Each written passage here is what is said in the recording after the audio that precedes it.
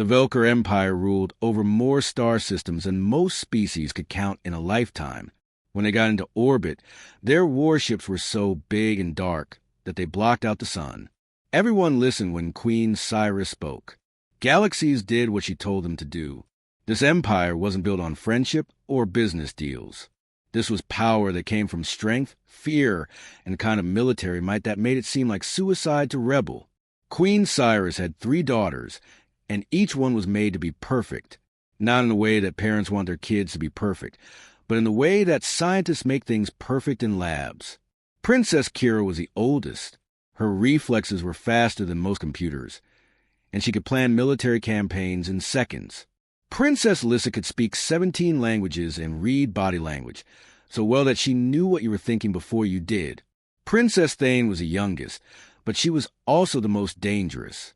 She knew how to fight in every way known to the galaxy, as well as a few that the Velker had come up with on their own. These 3 were more than just daughters. They were the Empire's future. They were weapons, leaders, and symbols all in one perfect package. The Queen had been getting them ready to take over for years. These 3 heirs were at the center of everything in the Empire. The galaxy held its breath when they disappeared. It happened on a trip that should have been normal. The princesses were on their way to meet with ambassadors from the KRYLL Federation in a neutral area of space. There were 12 warships in the convoy, 300 elite guards, and enough firepower to destroy a small moon. The security measures were so strict that the flight path changed every 30 seconds to keep people from being ambushed. It didn't matter. The convoy was there on all the scanners and tracking systems for a short time. The 3 princesses were gone in the next moment. The ship stayed. The guard stayed. But the people who were supposed to take over the Velker throne were gone like smoke in a storm. The Queen's response was quick and scary. Within an hour, she had the whole Imperial fleet ready to go. The order for every warship, from the huge dreadnoughts to the tiny patrol boats, was the same: find the princesses. All of the resources that had been set aside for planetary defense, holding conquered territory, and keeping supply lines open were now being used for the search. Battle cruisers that could turn cities into ash flew through system after system, checking every planet, moon, and asteroid. The Velker hired Mindari psychic trackers, who were said to be able to sense life over long distances. Mercenary hunters from 100 different worlds got contracts with bounties so high that whole criminal groups went straight to the police to get them. Anyone who could bring her daughters back could have anything they wanted from the Queen. They could have money, land, titles, technology, or anything else they wanted. And for those who might be hiding the princesses, she promised something very different. All of the stars in the system would burn. Species would no longer exist.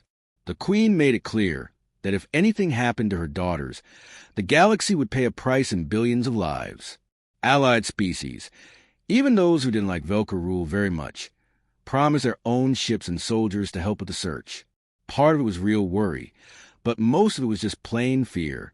If the princesses died and the Queen blamed them, even if they were just watching, her revenge would hit them first. Weeks turned into days.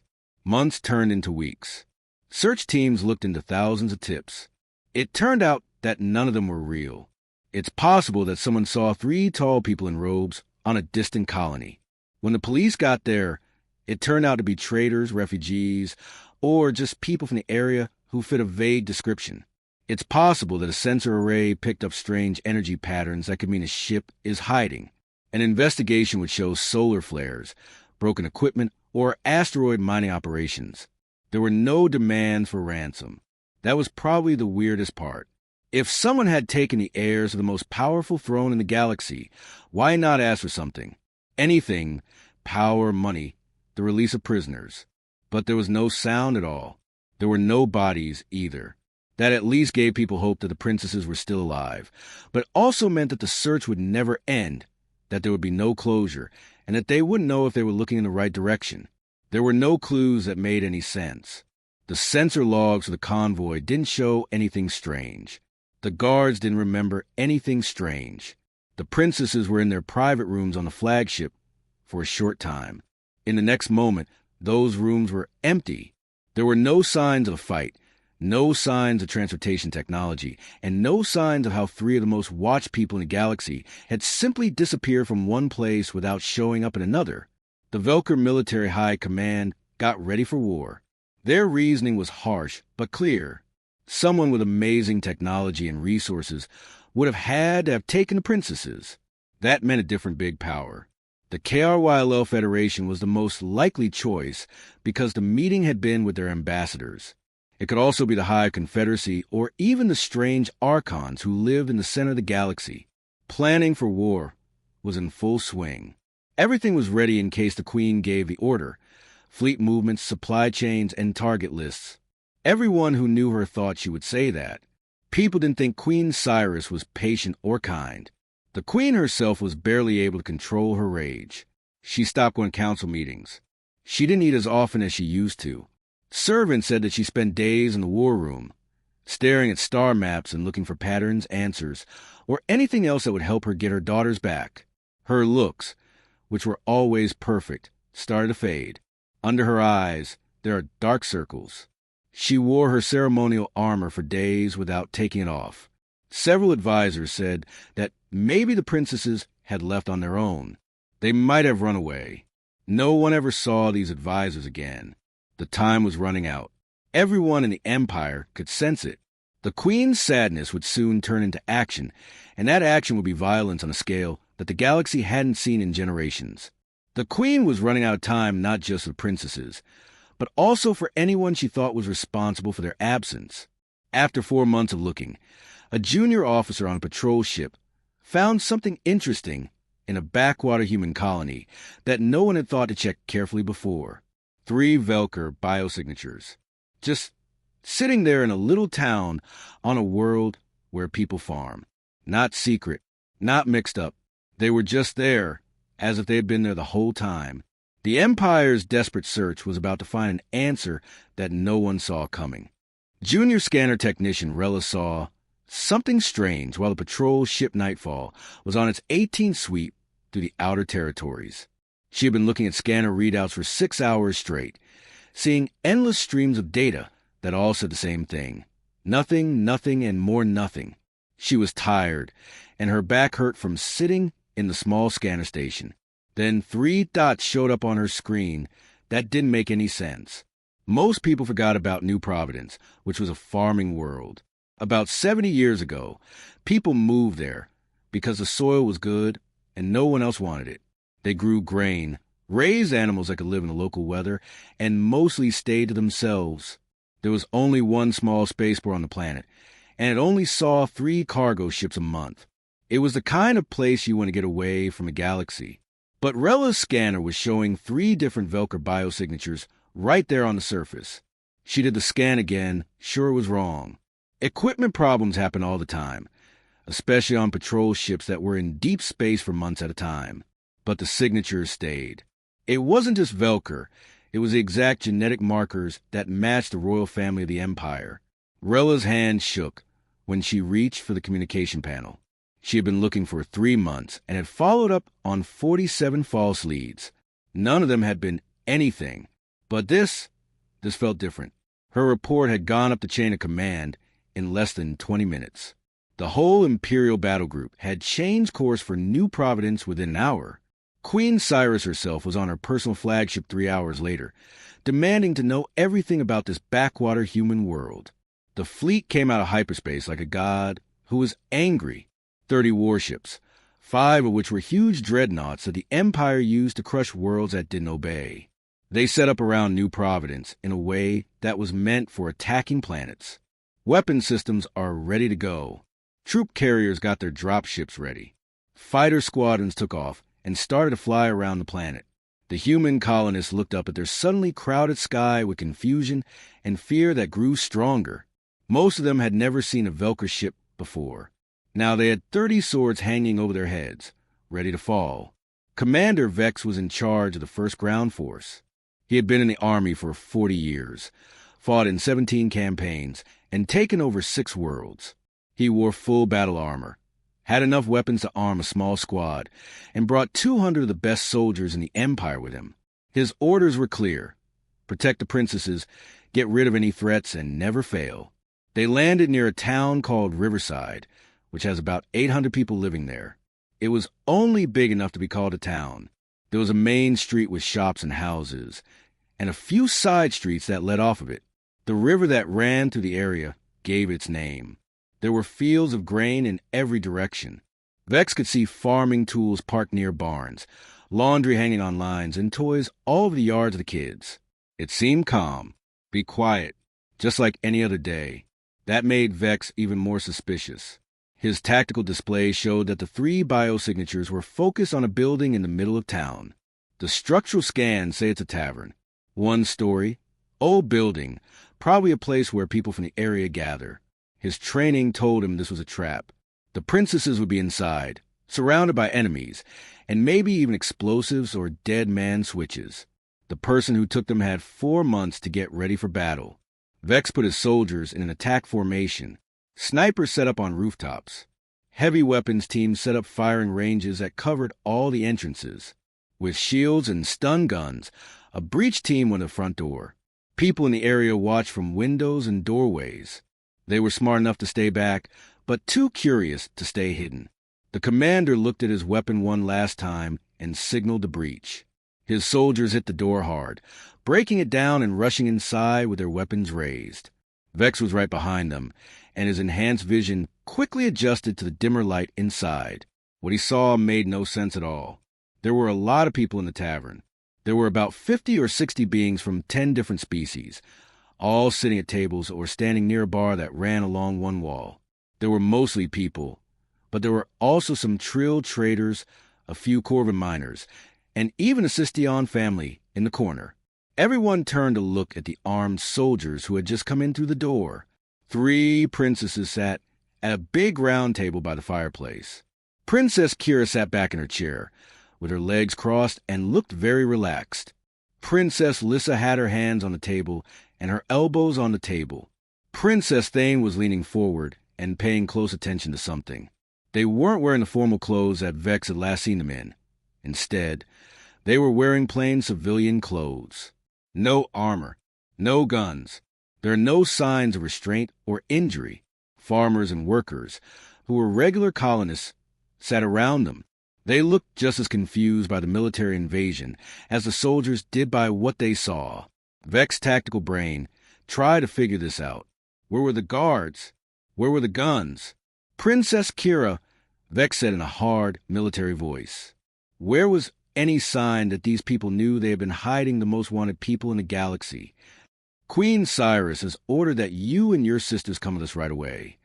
Is anyone here keeping you here against your will? He looked at Princess Kira. She actually looked at him, and for a second Vex thought she knew him. She had probably seen him before, maybe at military briefings at the palace.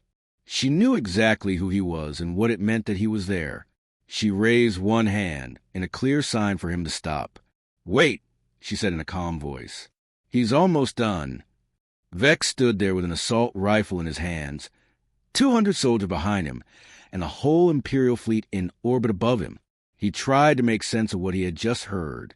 The princess, the heir to the galaxy's most powerful throne, had been missing for 4 months while the Empire tore itself apart looking for her. She had just told him to wait. "Princess, I don't think you understand," Vex said, trying to keep his voice polite. "Your mother is coming here right now. The whole Empire has been looking for you. Right now, we need to secure this area and get you to safety." Princess Lissa said, "We're perfectly safe," without taking her eyes off of what she was watching. "Please give us 5 minutes." Vex said, "We don't have 5 minutes," and his patience was running out. "This is a matter of security. It's been 4 months since you last saw me. We haven't been gone," Princess Thane said in a low voice. "We've been right here." Vex got closer to see what they were looking at. The crowd moved apart a little, and he could finally see what they were looking at. A worn-out chair by the fireplace held an old man. His hands were callous, his skin was rough, and his hair was gray. He wore plain clothes and work boots, nothing that made him look important or in charge. He looked like what he probably was, a farmer or maybe a worker who had retired, and he was telling a tale. "We were just sitting there, talking about a young woman who lived in a village and wanted to go on adventures outside her small world. The man spoke in a warm and friendly way, using words to paint pictures of forests, castles, and magic beans that grew into the sky. Everyone in the tavern, including the princesses, was listening as if their lives depended on it. Vex had practiced how to deal with hostage situations, combat situations, political problems, and 1,000 other emergencies. But no one had told him this would happen. His princess, who had been raised and trained to be a military leader, was asking him to wait while a random person in a backwater tavern told a story. The fleet was in space. The queen was on her way. The clock was ticking down. Princess Kira sat there with a small smile on her face, completely absorbed in the story this old man was telling. Commander Vex stood still in the doorway, trying to figure out what was going on. His soldiers spread out behind him, weapons ready, but no one knew what they were supposed to do. The threat assessment kept coming back with nothing. No enemies, no guns, not a threat. A room full of people just listening to an old man talk. The person by the fire kept telling their story, as if they didn't know or care that armed soldiers had just come into the room. His voice was loud and clear as he told the story of how the smart girl climbed the beanstalk for the 3rd time, determined to get back what the giants had stolen from her village years ago. The giants were huge, but she was small. She had something they didn't. She was able to think. She could make plans. Instead of being weak because of her size, she could use it to her advantage. Vex was able to listen even though he had been trained not to. There was something about the way this person told the story. He didn't just talk about what happened. He made you see them, feel them, and care about what happened next. The girl tiptoed to the giant's castle, her heart racing, knowing that one wrong move would mean death. The giant's wife had helped her before, but now she was torn between being loyal to her husband and feeling sorry for this brave child. Princess Kira was so far forward in her chair that she was about to fall out of it. Princess Lissa had her hands together, and her knuckles were white from stress. Princess Thane's eyes were fixed on the storyteller. She didn't blink or breathe. The old man talked about the last fight. The girl took the last treasure the giants had stolen, a magic harp that could sing on its own. But the harp screamed, waking up the giant. The castle shook from the huge footsteps. The girl ran for her life, and the giant was right behind her, taking 10 steps for every one of hers. She got to the beanstalk and started to climb down as quickly as she could. The giant followed, and the whole stalk swayed dangerously because of his weight. The storyteller stopped for a moment to let the tension build. Everyone in the room was quiet. Even Vex's soldiers had lowered their weapons a little bit, caught up in the moment. After that, the old man smiled.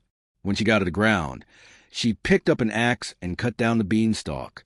The village was finally safe after the giant fell.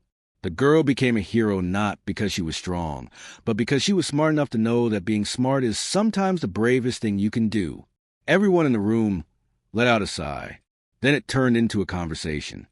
But was it right for her to steal from the giants? Princess Lissa asked right away, her voice sharp with real interest. Doesn't that make her a thief too, even if they stole first? A human farmer replied, the giants were hoarding wealth they didn't need while villages were starving. She was moving resources around, or starting a cycle of revenge. Princess Thane said in response, what if the giants had kids? What if they think she's the bad guy in their story? Princess Kira stood up and talked with her hands. But that's the point, right? The giants stand for any power that is too big to handle. Governments, empires, and armies that seem like they can't be beaten. The girl stands for anyone who won't put up with being oppressed just because the oppressor is bigger. A woman who was older than the others at the bar yelled, maybe it's about using your strengths. She was small, so she could hide. They didn't think much of her, so she could surprise them. Sometimes being weak is a sign of strength if you know how to use it. The debate went on, with voices overlapping and ideas bouncing around the room. Animals that never talked to each other were arguing about morality, philosophy, and what justice is. And the 3 princesses were right in the middle of it, not telling anyone what to do but taking part as equals. Vex had never seen anything like this before. He had known these princesses since they were young. He had seen them train, do military drills, and plan strategies. They were great at war, strategy, and making decisions as commanders. But this was not the same. They weren't figuring out how to win or looking for weaknesses in enemy. They were coming up with ideas just for the fun of it. Finally, the old man got up from his chair, groaning a little as his joints protested. That's when he seemed to notice the armed soldiers who were taking over his bar. His eyes got big and the color left his face. He slowly raised his hands to show that he wasn't armed. "Please," he said, his voice shaking a little, "don't hurt anyone here. No matter what's going on, these people are just farmers and workers. They haven't done anything wrong. Are you Jack Cooper?" Vex asked, looking at the name on his tactical display. "Yes, sir," the old man said. "Listen, I swear I didn't know if the princesses were in trouble or not. They just showed up one night about 4 months ago, listened to one of my stories, and kept coming back. I thought they were just people passing through. You didn't know who the heirs to the Velker throne were?" Vex said, "I can't believe it." Jack shrugged, not knowing what to do. "I used to be a cargo hauler on Earth. I came out here to get away from the news about politics and the galaxy. Most days, I can't tell one type of alien from another. They told me their names were Kira, Lissa, and Thane. They look like nice people. They like to hear stories. That was enough for me." Princess Lissa spoke up, and her voice was calm and clear. "Commander Vex, Jack is telling the truth. We chose to be here for 4 months. He tells stories every night, and we listen. That's it. Is that all?" Vex said again, and his voice got louder even though he'd been trained not to. "Princess, the whole Empire has been looking for you. Your mom has said she would burn down star systems. We thought you had been taken hostage, maybe even killed. And you've been in a bar listening to stories?" "Yes," Princess Kira said with a smile. "Because no one has ever told us stories before in our whole lives." Vex felt like he had been hit in the face by that statement. He remembered his own childhood, when he was a child in a Velker military family. Exercises for training, drills for fighting, lessons in history were mostly about wars and victories. Movies that show how great the Empire was. But what about stories? Stories told just to tell them, to think about ideas, feelings, and what could happen. No, he had never been through that either. Princess Thane said, "The Velker don't tell stories," when she saw that Vex was confused. "We have records from the past, reports from the military, TV shows that teach. But we don't have this." She waved her hand around the room. "We don't sit down together and make up things that never happened just to learn more about ourselves." Jack was still standing there, scared but also confused. "Wait, you guys don't have any stories? At all? Do you have any fairy tales or legends?" Princess Kira said, "We have accounts of real battles. We have training materials and technical manuals. We have propaganda that talks about how great the Empire is. But what about stories that are meant to be fun, make people feel things, or make them think about hard questions that don't have easy answers?" "No, we don't have that." The old person really did look sad when they found out. "That's awful. We make sense of the world through stories. That's how we teach without telling people what to do. We use them to talk to each other, share experiences, and get to know people who are different from us. We've learned that here," Princess Lissa said. "For 4 months now, we've been hearing Jack tell stories. Fairy tales from this world. Stories from other human settlements. He makes up his own stories. And we talk about them after each one. We talk about what they mean. We look into things we've never been able to look into before." A Trill trader, who had been quiet, spoke up. "The princesses have been coming by every night. They always sit in the same places. They always pay full attention. And they always ask the best questions after that. Their conversations are often more interesting than the stories themselves." Princess Kira said, "We've been learning what it means to think beyond tactical uses. The only right answer to every problem we were given was the one that led to victory. But Jack's stories have questions with more than one answer, times when everyone is right and wrong at the same time, and problems that can't be solved with weapons or strategy." Vex looked at Jack Cooper, an ordinary old man who had somehow done what the whole Empire school system had never been able to do. He had taught the princesses to think outside the box, to ask questions, and to imagine things that went beyond conquest and control. Jack still looked scared, even though there were soldiers in armor with guns all around him, but he stood up straight and looked Vex in the eye. They can leave whenever they want. Always have been. I told them that the first night. They keep coming back because they want to, not because anyone is making them. Sensors above the planet showed that the Queen's flagship was entering orbit. It was time. What happened next would not only decide the fate of these princesses, but maybe the whole empire as well. It all started with an old human storyteller in a backwater tavern who had never wanted to be part of anything in space. The Queen's shuttle landed on Riverside's Main Street with enough force to break the pavement. The landing was rough and meant to scare people, and it did. The windows shook in their frames. A cloud of choking dust exploded outward. The few colonists who had the guts to stay outside ran for cover right away. Queen Cyrus came out before the ramp was fully extended because she couldn't wait. She wore full ceremonial armor that shone like black ice, and each plate had the history of Velker conquests carved into it. 20 of the Empire's best warriors, each worth 100 regular soldiers, followed her. They were her personal guard. They moved in perfect formation, weapons ready, looking for threats that weren't there. The Queen was 6.5 feet tall, but her presence made her seem even bigger. For months of sadness and anger had left new lines on her face, but they only made her look more dangerous. She looked at the small town with complete disdain. Buildings made of wood, streets made of dirt, tools for farming. This is where her daughters had been hiding while the Empire tore itself apart looking for them. She walked toward the tavern like a storm coming. Her guards made room for her by moving civilians out of the way with just their presence. When Commander Vex and his men saw her, they stood up straight and made a path for her to walk through. None of them looked her in the eye. Everyone had heard stories about what happened to people who looked directly at the Queen when she was mad. The door to the tavern was still crooked from when Vex's soldiers broke it open earlier. Queen Cyrus walked through without stopping, and her armor scraped against a broken frame.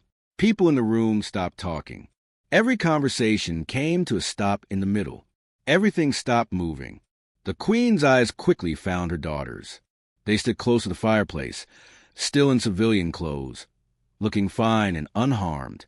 For a short time, relief and rage fought on her face. For 2 seconds, relief won, but then rage took over completely. "You will return to the flagship right away," she said. Her voice was calm and quiet, which made it scarier than if she had yelled. "This situation is over now." Princess Kira stepped forward and stood between her mother and the other people in the room. She looked the Queen right in the eye, which very few people had the guts to do. "Mom, we need to talk about what we've learned here." "Learned?" The Queen's voice was full of scorn. "What could you possibly learn from these people? There isn't a great fleet of people. They haven't taken over any empires. They hardly have any control over their own systems. In every way that counts, they don't matter. They have stories." Princess Thane said softly from behind her sister. "They have a lot of imagination. They know feelings that we have never been able to feel." The Queen looked at Thane with a cold stare. "Feelings? We are Velker. We are the strongest species in the galaxy because we don't let our emotions get in the way of our decisions. We act with purpose, with a plan, and with strength. This is what has given us strength." "No, Mother," Princess Lissa said as she walked over to Kira. "Fear has given us strength. Animals obey us because they're scared of us, not because they respect us. We use fear and violence to stay in power. But that doesn't mean you're strong." Jack Cooper had been trying to hide in the corner, but the Queen's eyes were drawn to him like a laser beam. She looked at him for a long time, taking in his worn face, plain clothes, and clear fear. She reached for the gun at her side. "You are the person who has been filling my daughters' heads with nonsense," she said. Jack's voice shook when he spoke, but he made himself stand up straight. "Your Majesty, stories aren't just made up. They help us figure out who we are. They're how we learn to care about other people and look at options without violence. Your daughters have been learning that being a full person means more than just being a soldier. Complete people," the Queen said again, each word sharp enough to cut. "My daughters will inherit the biggest empire in the history of the galaxy. They were made to be the best leaders and warriors." They don't have to be whole. These need to work. But what if those things are the same? Princess Kira said in a hurry. What if being able to understand stories and feelings makes us better leaders? What if being able to see things from different points of view makes us better at planning? The Queen's grip on her weapon got tighter. It felt like the room's temperature dropped by 10 degrees. Every soldier got tense and ready for a fight. Jack took a step back, even though he didn't want. His instincts told him to run. Princess Lissa moved faster than anyone thought she could, putting herself right in front of her mother's gun. She spoke in a calm, sure voice. Kill him, and you'll never see us again. Not really. You can pull our bodies back to the flagship, but we won't be your daughters anymore. We won't be your heirs. We'll just be the weapons you always wanted us to be, and nothing else. The Queen stopped moving. For the first time since she walked into the tavern, her face showed signs of doubt. You would threaten me? Your own mom? Princess Kira said, We're not threatening you. We're being honest with you. We found something here that the Empire never gave us. The ability to picture different futures. The freedom to ask questions without fear of punishment. The chance to feel things without being told not to. Take that away by force, and you'll never see us again. You are my daughters, the Queen said, but her voice was less sharp. You are part of the Empire. You have things to do and things to take care of, and we'll fulfill them, Princess Thane said. We'll be back. We will be the heirs you need, but not if you kill the person who showed us that there is more to life than winning and controlling. The colonists in the room were scared and silent. This was their home, their bar, and their friend who told stories by the fire. And now the most powerful person in the galaxy held the fate of everything on the edge of a blade. Finally, an older woman who had been cleaning the bar spoke up. Ruth was the name of the woman who had run the tavern for 15 years. She was in her 70s, had gray hair, and her hands were rough from working for years. She should have been scared, but she just looked sad. Your Majesty, Ruth said, her voice steady. We're not soldiers. We don't have any impressive armies, fleets, or anything else like that. But we made it through. We have made communities. Working together and sharing dreams has helped us spread across the stars. That might also be a sign of strength. There might be more than one way to be strong. The Queen turned to look at the old person who had the nerve to talk to her. You think it's strong to grow grain and tell stories? One of my ships could turn this whole planet into ash in a matter of minutes. Yes, Ruth said. You could. But what happens next? You have shown that you can destroy, which everyone already knows. But can you make things? Can you make something that makes people want to stay, not because they're scared to leave, but because they really want to be there? A young farmer, not even 20 years old, found his courage. The princesses come here every night because they want to, not because anyone makes them. Do you remember the last time someone in your empire did something just for fun? Not because it was expected, ordered, or acquired. A Corvin miner said, Jack's stories show us how to see things from different points of view. About getting to know people who are different from us. Your empire takes over everyone who is different. That could be why you need so many troops. More voices joined in, carefully, respectfully, but firmly. A trader from Trill said that stories help different kinds of creatures understand each other. A Sistionne mother told her kids that fairy tales helped them come up with new ideas. One by one, the people of Riverside spoke up to defend the old storyteller and the princesses who had found something valuable in his simple stories. The Queen was in the middle of it all, with her weapon still in her hand, and her guard still ready to do what she said. For the first time in years, she really looked at her daughters. They were taller than she remembered. They didn't just say what they were told to say. They meant it. They questioned her, challenged her, and pushed back against her power. They were different now. For months in a backwater tavern, did what decades of the Empire's best training never could. They had learned how to think on their own. And the Queen had to choose if that made them stronger or weaker. If a leader who could ask questions was better than a soldier who could only follow orders. If imagination was a strength or a weakness. Everyone in the galaxy held their breath as they waited to see what the strongest woman in space would do next. The Queen stayed. Everyone thought she would either destroy the settlement or take her daughters by force that first night. She didn't do either.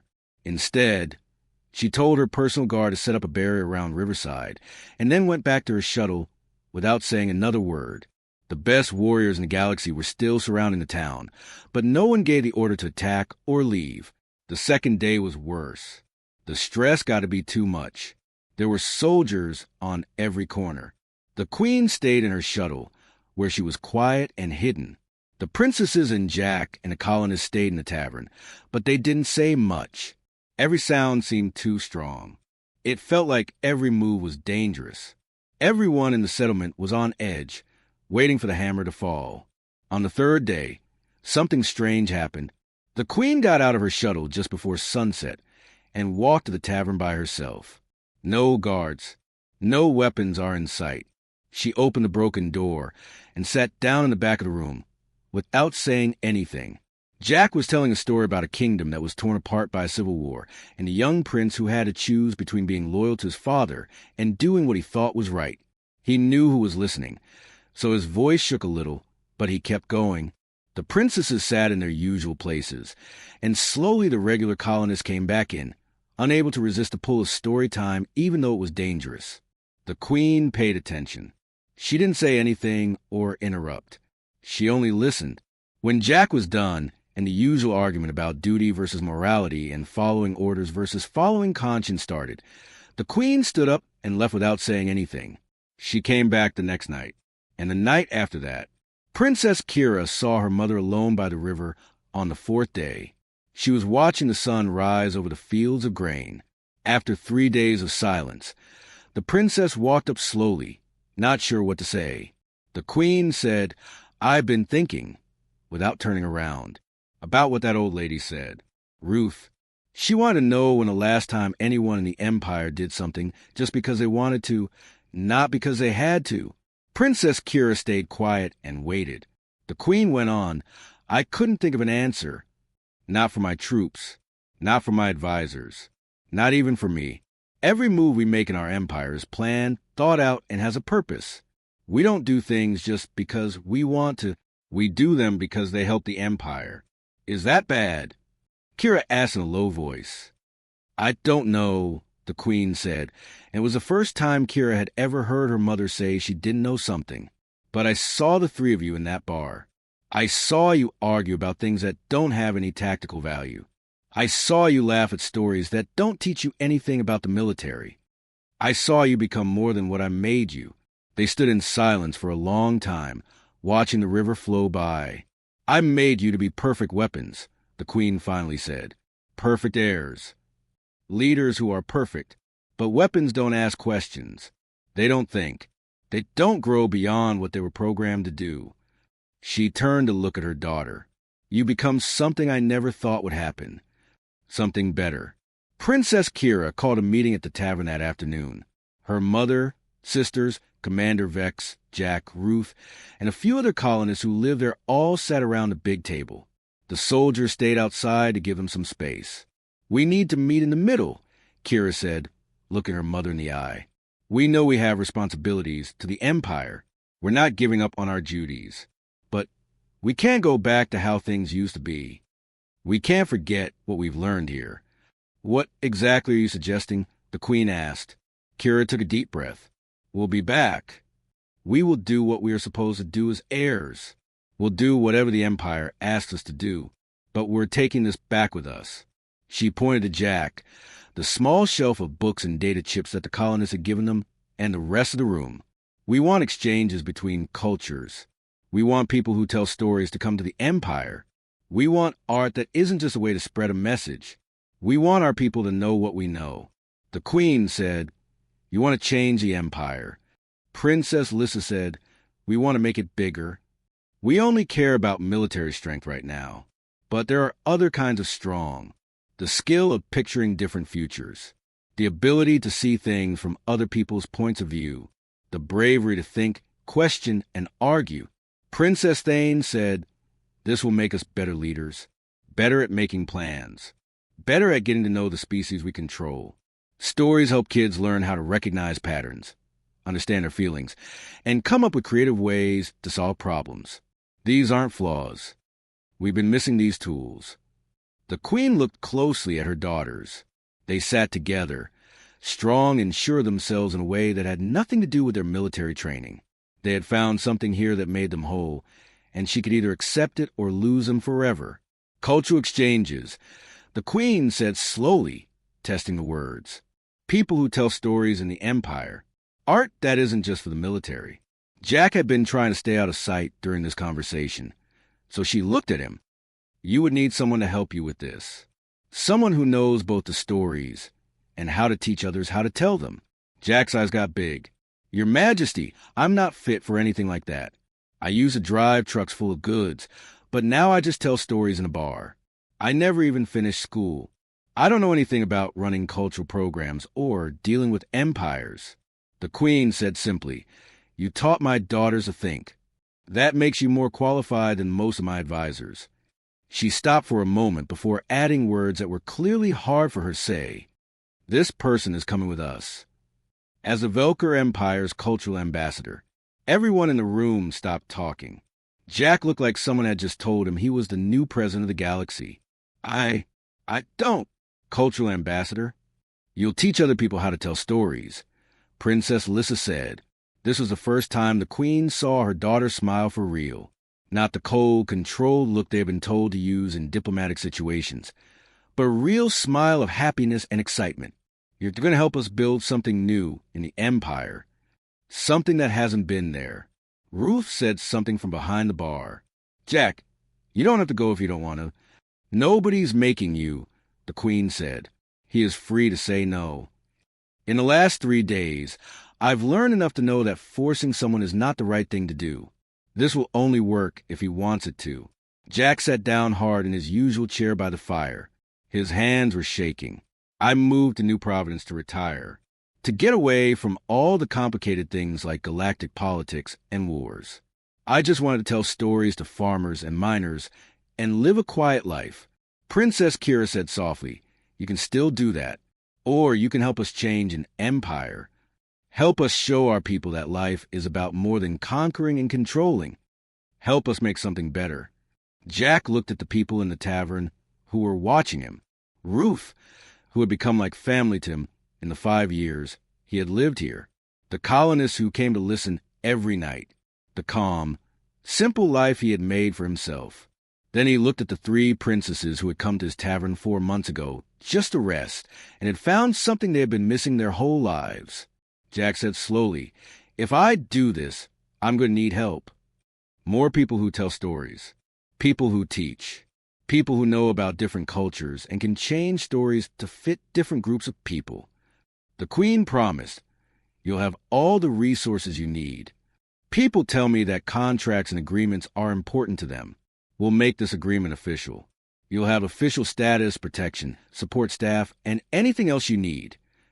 And the colonists here, Jack said firmly, they don't get in trouble for hiding the princesses or whatever legal trouble this might have caused. New Providence is safe. Agreed, the Queen said right away. Jack took a deep breath and got up. Then I guess I'm the Velker Empire's cultural ambassador. Even though I still think you're all crazy for wanting a retired hauler in that job. The fleet got ready to leave the next morning. Galactic communication networks spread the news of what had happened faster than light could travel. The Velker princesses had been found safe and sound on a human farming world. They weren't taken hostage or kidnapped. They had just stayed to hear an old man tell stories. The galaxy's response was a mix of confusion, amusement, and interest.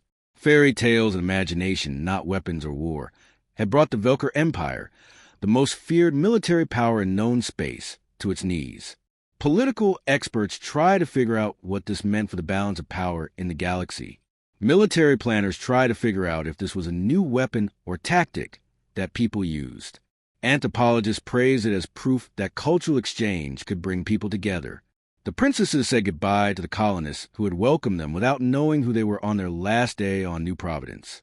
They had been treated like regular people here, not like heirs to a throne. That simple acceptance meant more to them than all the formal respect they had gotten their whole lives. Ruth stood behind the bar in polished glasses, like she did every night as the princesses got ready to leave. "You three can come back any time. There's always a place for you by the fire." "We'll come," Princess Kira said.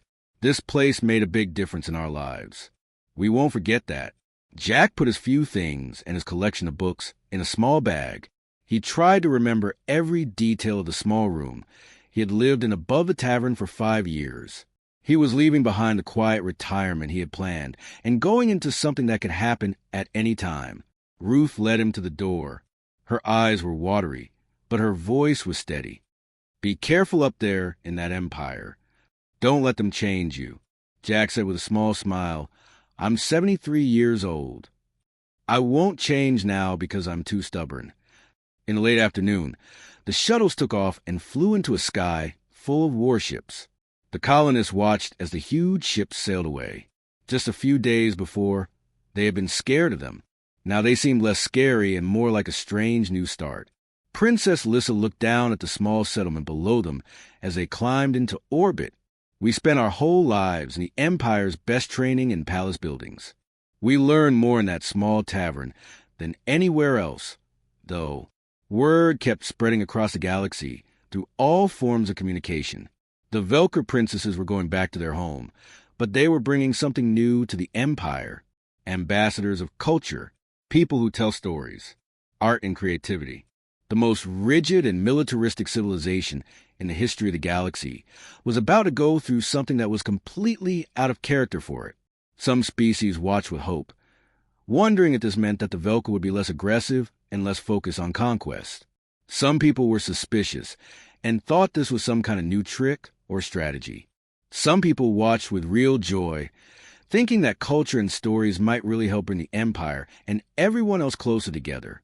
In the tavern, Ruth poured herself a drink and raised a glass to the window, where the last of the warships were going into hyperspace.